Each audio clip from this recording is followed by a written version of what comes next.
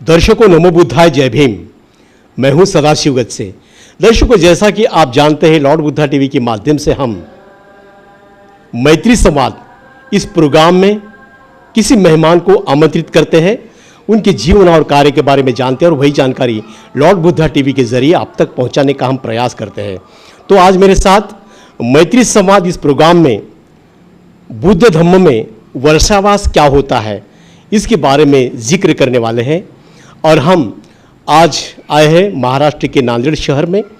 नांदेड़ शहर में विशाखा बुद्ध विहार है और इस बुद्ध विहार में भदंत पय्यारत्न महाथेरो यहाँ पर बुद्ध धम्म का कार्य करते हैं। और वर्षावास का बुद्ध धम्म में क्या महत्व है, वर्षावास में अम्बेडकरी अनुयायी या खुद को बौद्ध समझने वाले जो लोग होते हैं, उपासक उपासिकाएं होते हैं, इन्होंने कैसा बर्ताव करना चाहिए या कैसा धम्म का अनुसरण करना चाहिए, इसके बारे में आज चर्चा करते हैं मैत्री संवाद इस प्रोग्राम में। तो आइए सीधा बात करते हैं आदरणीय पय्यारत्न महाथेरो, इनसे सीधा बात करते हैं। जय भीम। वंदना भंते जी। मंगल सर, मंगल सर। भंते जी, लॉर्ड बुद्धा टीवी पर मैं आपका तहे दिल से स्वागत करता हूं, आपके कार्य की सराहना करता हूं, जो आप बुद्ध धम्म और बाबा साहब के विचारों को बढ़ावा मिले इस तरह काम करते हैं। तो सबसे पहले हम आपका परिचय जानेंगे, तो आपका परिचय दें। मैं भिक्खु पय्यारत्न थेरो, विशाखा बुद्ध विहार लेबर कॉलोनी नांदेड़। और यहाँ कम से कम 10 साल से मैं इस बुद्ध विहार में नांदेड़ शहर में धम्म का कार्य करता हूँ। भंते जी, सबसे पहले ये बात होती है कि भंते या भिक्खु बोले तो उपसंपदा की बात आती है। तो उपसंपदा आपकी कहाँ और कब हुई है?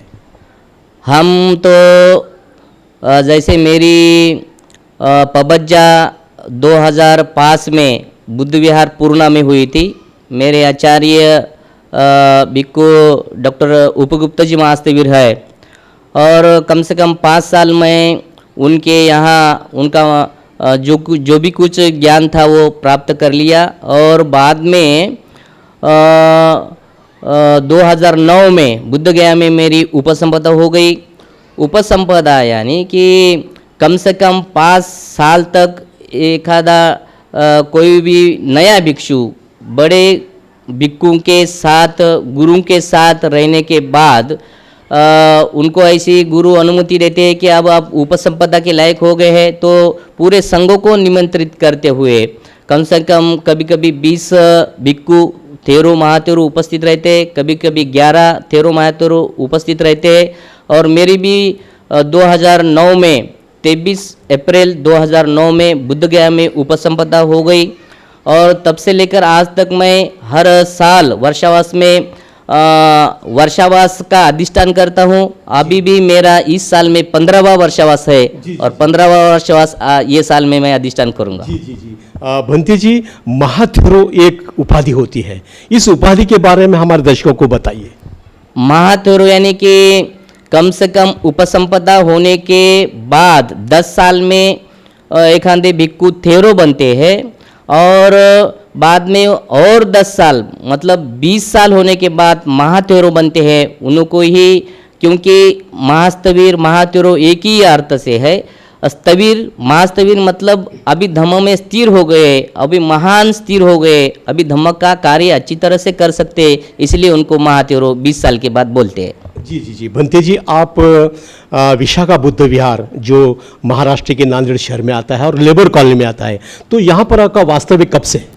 मैं यहाँ सर कम से कम 10 साल से यहाँ वास करता हूँ, निवास करता हूँ।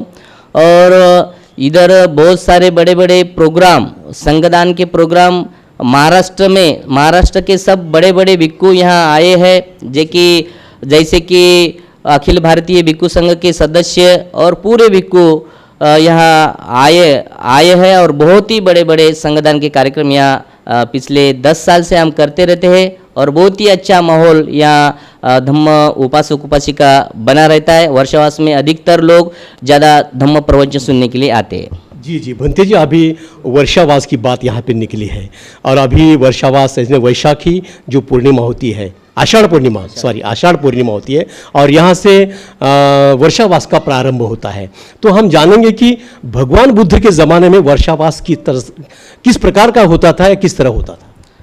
सही मायने में वर्षावास बोले तो भगवान तथागत सम्यक संबुद्ध के बाद में चालू हुआ।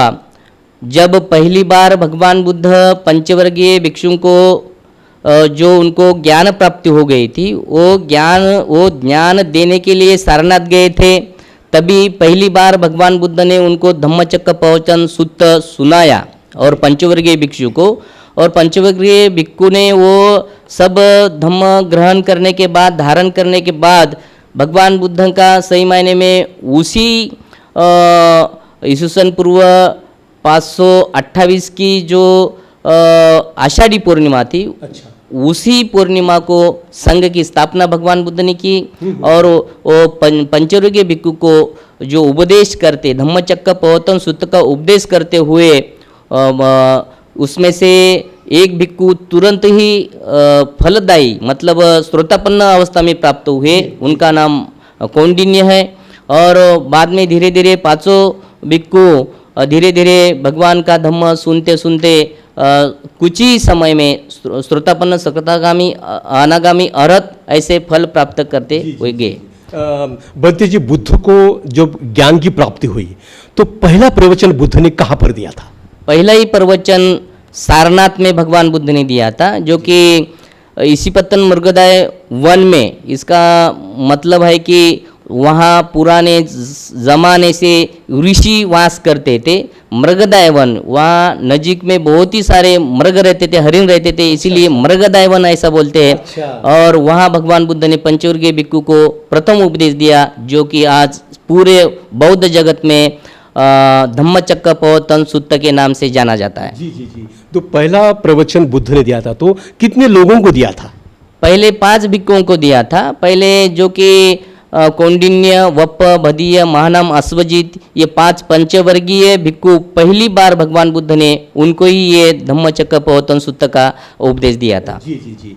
अभी वर्षावास ये जो नाम है, तो वर्षावास किसे कहा जाता है? वर्षा मतलब बारिश और वास मतलब निवास। और तब से भिक्षुओं ने एक साथ रह के एक जगह पे रहते, क्योंकि बहुत ऐसा होता था कि बहुत बड़ी वर्षा होती थी और भिक्षुओं को इधर उधर जाना पड़ता था, और बहुत सारे भिक्षुओं को एक ही चिवर रहता था। कभी कभी नदी में बहुत बड़े बाढ़ आती थी, वहाँ बह जाने की भी आशंका रहती थी। इसीलिए भगवान बुद्ध ने सब भिक्षुओं को आदेश दिया कि भिक्षुओं वर्षावास के समय में, मतलब ये जब बारिश होती है तो एक ही जगह पे रह के ध्यान अध्ययन करो, ध्यान साधना करो, और छोटे जो कनिष्ठ भिक्षु है उनको ही ये धम्म का उपदेश देते रहो। इसलिए तब से भगवान बुद्ध ने वर्षा मतलब बारिश के समय में एक ही जगह पे वास करना चाहिए, ऐसा भगवान बुद्ध ने सब भिक्षुओं को आदेश दिया। तब से भिक्षु आज तक वर्षावास करते हैं। जी जी जी। वर्षावास का जो समय होता है, ये कितने दिनों का समय होता है? कभी ये तो 3 महीने का ही वर्षावास होता है, वर्षावास का समय। कभी कभी अधिक मास आता है तो कभी कभी 4 महीने का वर्षावास रहता है। और भिक्षुओं को जैसा कोई महत्वपूर्ण बड़ा संघ का कुछ काम नहीं तो भिक्षु 4 महीने का भी वर्षावास कर सकते हैं। और वैसे तो 3 महीने का हर भिक्षुओं को अधिष्ठान करके वर्षावास करना चाहिए। वर्षावास के समय में बहुत सारे उपासक उपासिकाएं बुद्ध विहार में आते हैं, उनको भी धम्म सुनने का लाभ होता है। और ज़्यादातर भगवान बुद्ध ने जो बताया कि छोटे छोटे भिक्षुओं को पकने की, कि वहाँ बहुत सारा ज़्यादा धम्म सुनते सुनते धम्म में पकने की और कोई फल प्राप्त करने की वजह से भगवान बुद्ध ने ये बहुत ही महत्वपूर्ण ये 3 महीने 4 महीने वर्षावास के समय में एक ही जगह पर रह के धम्म अध्ययन करने के लिए उपासक उपासिकाओं को भी बहुत सारी संधि है कि जहाँ जहाँ भिक्षु वर्षावास के लिए रहते हैं उनको अच्छी तरह से जो जो कुछ लगता है, भोजन दान लगता है, कुछ परिष्कार लगते हैं, अच्छा, कुछ जो भी कुछ वस्तुएं लगते हैं, वो सब वस्तु उपासक उपासिका ने भिक्षुओं को देना चाहिए वर्षावास के समय में। अच्छा। और भिक्षुओं सब उपासक उपासिका को दुख मुक्ति के मार्ग पर आरूढ़ करते हुए उपदेश समय समय पर देते रहते हैं। इसलिए ऐसा बहुत ही अच्छा वर्षावास का समय रहता है। जी जी बनते जी, अभी अभी आपने जिक्र किया कि अधिक मास का जो महीना होता है, तो इसको बुद्ध धर्म में क्या महत्व है? अधिक मास तो वैसे तो ये सब बाद में सब हो गया। ये जो अधिक मास जो है जैसी तिथि हो गई तो बाद में हो गया। बुद्ध के समय में अधिक मास कुछ नहीं था। जी, जी, जी। 3 महीने का वर्षावास, 3 महीने एक ही जगह पे रहने का ऐसा भगवान बुद्ध का आदेश था सब भिक्षुओं को। तो सब भिक्षु 3 महीने एक ही जगह पे रह के धम्म का अध्ययन करते थे। फिर अभी अभी अधिक मास को क्यों माना जा रहा है? अभी तो मानने की वैसी कोई जरूरत नहीं है। अभी भी 3 महीने का वर्षावास करना चाहिए भिक्षुओं ने, और 3 महीने एक जगह पे रह के खुद को धम्म में पकाना चाहिए, और उपासक उपासकों को भी धम्म बताना चाहिए। जी जी जी भंती जी, आप पिछले 10 साल से यहाँ विशाखा बुद्ध विहार में काम करते हो, और अभी अभी आपका वर्षावास भी यहाँ पर शुरू है, तो लोगों का प्रतिसाद कैसा है? लोग तो वर्षावास में आते हैं, क्योंकि यहाँ तो हम भगवान बुद्ध और उनका धम्म भी पढ़ते हैं। कभी कभी डॉक्टर बाबा साहब अम्बेडकर के जीवन पर उनका जीवन चरित्र भी कभी पढ़ते हैं। लोगों को बहुत सारे धम्म सुनने की इस वर्षावास के समय में संधि मिलती है, और बहुत सारे लोग एक जगह पे आते हैं, बहुत सारे लोग धम्म सुनने के लिए आते हैं। जी जी जी भंती जी, अभी क्या होता है, जहाँ पर भी बुद्ध विहार होता है वहाँ पर ज़्यादा करके जो लोग आना चाहिए, यानी जो युवा वर्ग आना चाहिए, और जो बालक होते हैं छोटे, वो आना चाहिए, लेकिन आजकल देखा जाए तो बूढ़े लोग ज़्यादा आ रहे हैं, तो युवा वर्ग आना चाहिए, इसलिए आपके क्या प्रयास रहेंगे? हम तो सब युवाओं को ऐसा आह्वान करते हैं कि बहुत सारे युवाओं अगर बुद्ध विहार की ओर आते रहेंगे तो वो अच्छी तरह से एक उपासक बन सकते हैं, निर्व्यसनी भी बन सकते हैं। और ज़्यादातर अभी मोबाइल का ज़माना है, तो बहुत सारे छोटे बच्चे या युवा मोबाइल में व्यस्त है। इसीलिए हम सब लोगों को ऐसा आह्वान करते हैं कि ये वर्षावास में नहीं तो कम से कम हर संडे को हर तरुण बालक सब लोगों ने बुद्ध विहार में आना चाहिए और खुद को सुसंस्कारित बनाना चाहिए। जी जी आपका जहाँ वास्तव है ना विशाखा बुद्ध विहार में, तो यहाँ पर हर रविवार को बुद्ध मेला होती है? यहाँ तो उपासकाएं के जो दिन रहता है, यहाँ तो उन्होंने गुरुवार एक दिन निश्चित किया है। उस दिन में सब महिलाएं आती है और वंदना लेते हैं। अच्छा बंती जी, भगवान बुद्ध के ज़माने में वर्षावास था, उसका तो जिक्र यहाँ पर हुआ है, लेकिन आप जो वर्षावास के जो महीने 3 होते हैं, इन 3 महीने बहुत कठिन होते, बारिश होती है, तो उपासकों को क्या संदेश देते हैं आप? उपासक लोगों के लिए अभी ज़्यादातर कैसा है, उपासक लोगों को धम्म सुनने की बहुत ही बड़ी संधि है इस 3 महीने में, क्योंकि उनको भी बहुत सारी बारिश की वजह से कभी कभी बाहर नहीं जाना होता, तो बुद्ध विहार में आके अच्छी तरह से वो धम्म सुन सकते हैं, शील का पालन कर सकते हैं, और उपासक उपासिका अष्टशील भी धारण कर सकते हैं। और अपना अधिष्ठान हर व्यक्ति को अधिष्ठान करना चाहिए, शील पालन करने का हो या दान देने का हो या समाधि करने का हो। इस अधिष्ठान करेंगे तो धीरे धीरे आप हमारे मन को हम दृढ़ बनाएंगे और धम्म धारण करने के लिए बहुत ही अच्छा सा मन को बना सकते हैं। अभी अभी अधिष्ठान की बात निकली है, तो अधिष्ठान किस प्रकार का होता है और उपासकों ने अपने जीवन में किस तरह से उसका अमल करना चाहिए? अधिष्ठान भिक्षुओं का अलग रहता है, उपासक लोगों का अलग रहता है। भिक्षु ने जो अधिष्ठान इस 3 महीने में किया है, कि जो अधिष्ठान इस 3 महीने में जो कि आषाढ़ी पूर्णिमा के दिन भिक्षु अधिष्ठान करते कि हर दिन यहाँ इस जो अधिष्ठान करने वाली सीमा रहती है, वो सीमा में मैं रहूँगा और मेरा पूरा अधिष्ठान करते रहूँगा। इसके बारे में उपासक भी अधिष्ठान कर सकते हैं कि हम भी बुद्ध विहार में जाते रहेंगे, समय समय पर भिक्षुओं को दान देते रहेंगे, भोजन दान देते रहेंगे, बुद्ध विहार में जाके कुछ साफ सफाई करते रहेंगे, ऐसे हम अष्टशील का पालन कर सकेंगे। ऐसा उपासक भी अधिष्ठान कर सकते हैं। लेकिन वर्षावास खाली भिक्षुओं का रहता है। अच्छा। जिन भिक्षुओं की उपसंपदा हो गई उनका ही वर्षावास रहता है। अच्छा। वर्षावास न तो श्रमण का होता है, न तो उपासक उपासिका होता है।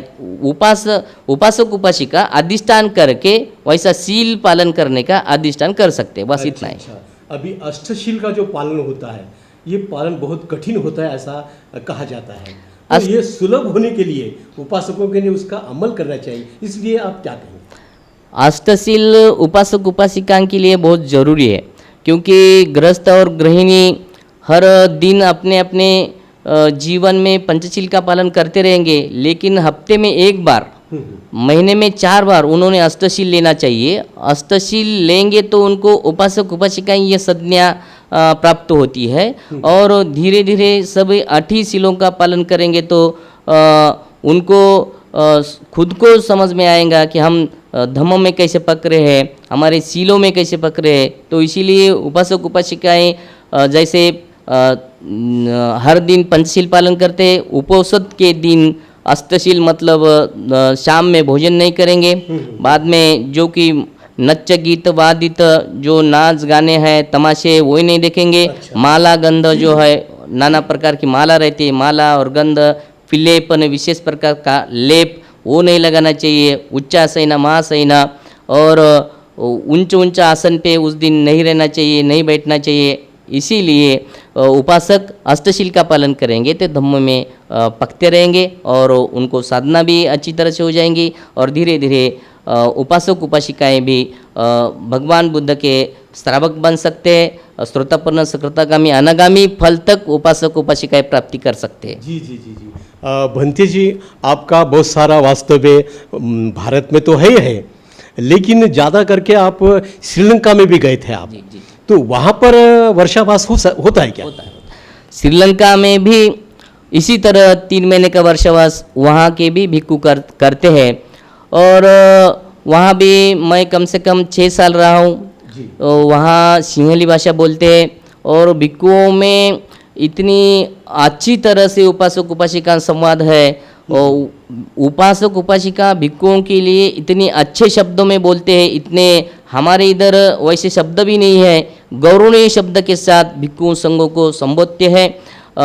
सिंहली में बहुत सारे ऐसे शब्द हैं जो कि भिक्षुओं के लिए वो शब्द निकालते हैं और निर्माण हुए हैं, और किसी को वो शब्द नहीं यूज़ करते हैं। ऐसा श्रीलंका में है। श्रीलंका में बहुत ही अच्छा वर्षावास के समय में उपासक उपासिका बुद्ध विहार में जाते हैं। भिक्षु बहुत ही अच्छी तरह भिक्षु उपासक उपासिकाओं को उपदेश देते हैं, धम्म प्रवचन देते हैं, और बहुत ही प्रसन्न इस 3 महीने में उपासक उपासिका रहते हैं। चलो वाह वाह, बहुत अच्छी बात है।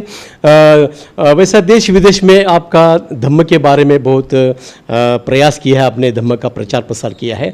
वैसे आप थाईलैंड में भी जा चुके हैं, तो थाईलैंड में किस तरह वर्षावास होता है, इस बारे में थोड़ी हमारे दर्शकों को जानकारी दें।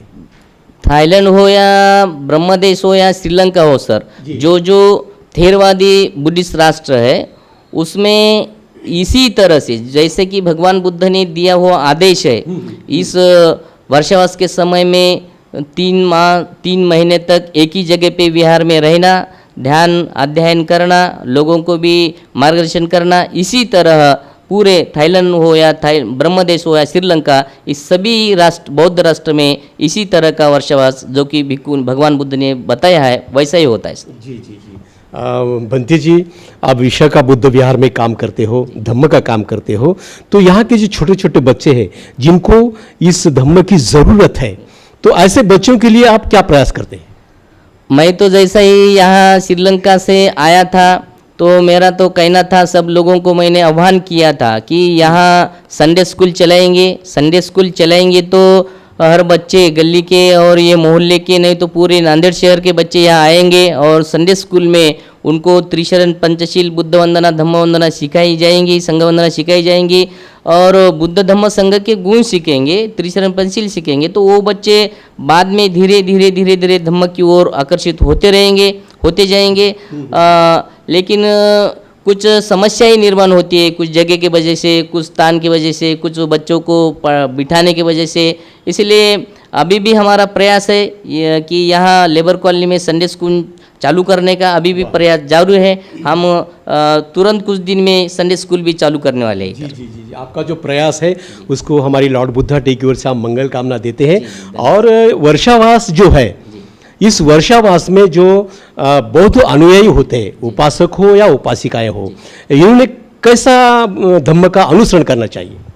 वर्षावास के समय में उपासक उपासिकाएं उपोषध धारण करते तो उन्होंने सफ़ेद वस्त्र में रहना चाहिए। जैसे कि विहार में जाते हैं तो सफ़ेद वस्त्र में रहना चाहिए। और बाद में धम्म उन्होंने सुबह सुबह ध्यान साधना करना चाहिए, शील ग्रहण करना चाहिए। और हो सके तो बुद्ध विहार में कोई भिक्खु भिक्खुनी रहते तो उनके लिए दान भी लेके जाना चाहिए। 11 बजे तक समय पर भोजन दान लेके जाना चाहिए। उपासक उपासिकाएं ने जो कुछ शील बताए, अगर वैसे ही शील धारण करते रहेंगे तो कुछ ही समय में यहाँ बोधिसत्व डॉक्टर बाबा साहब अम्बेडकर उनका जो सपना था भारत बौद्धमय बनाने का, वो कुछ ही दिन में पूरा हो जाएगा। उपासक उपासिकाएं सब लोगों की एक जिम्मेदारी है। भिक्खु संघ, भिक्खुनी संघ, उपासक उपासिकाएं संघ सबकी जिम्मेदारी है, ये सार्वजनिक जिम्मेदारी है। सब लोग धम्म का आचरण करेंगे तो कुछ ही आगे कुछ ही समय में, कुछ ही साल में बहुत अच्छा भारत में पुनर्जीवित बुद्ध का धम्म लगेगा और बौद्ध लोग बहुत ही अच्छी तरह से इस देश में चलाएंगे, देश में रहेंगे। और बौद्ध बुद्ध शासन सही मायने में सब लोगों को, या भारत में नहीं तो सब विश्व के लोगों को बुद्ध शासन की बहुत ज़रूरत है। और बुद्ध शासन के अनुसार सब लोग चलना चाहिए, उनका सबका उसमें भला है। जी जी जी, बुद्ध शासन की बात निकली है अभी तो भगवान बुद्ध में बुद्ध का शासन किस प्रकार का था? बुद्ध शासन मतलब भगवान बुद्ध ने जिस धम्म का उपदेश लोगों को किया है, भिक्खुनियों को किया है, उसी शासन मतलब उसी उपदेश से लोग चलेंगे, उसी शील से लोग चलेंगे, उसी धम्म से लोग चलेंगे तो सब भगवान बुद्ध ने जैसा जैसा बताया वैसा वैसा आचरण करते रहेंगे।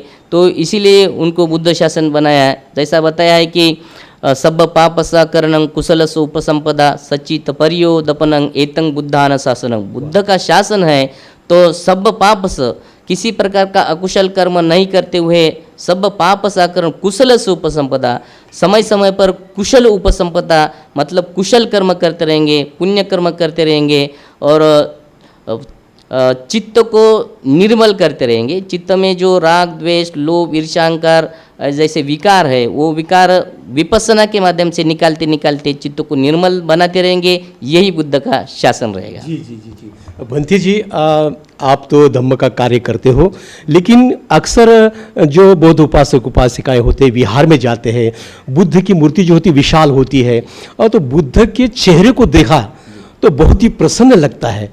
तो आप क्या कहेंगे इस बारे में? बुद्ध तो बुद्ध थे क्योंकि बुद्ध 32 लक्षण और 80 शुभ चिन्ह युक्त बुद्ध का शरीर था। मतलब भगवान बुद्ध पिछले 4 असंख्य 1 लाख कल्प से अपनी सभी पारमिता पूरे करते हुए आ रहे थे और जो भी कुछ लक्षण उन्होंने पाए हैं तो अपने कर्म से पाए हैं।